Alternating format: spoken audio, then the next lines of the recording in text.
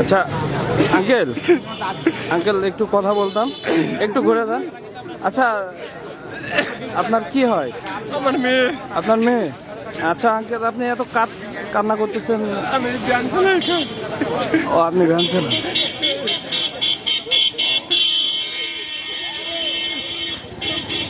আপনি ভ্যান চালান না? এটা আপনার মেয়ে?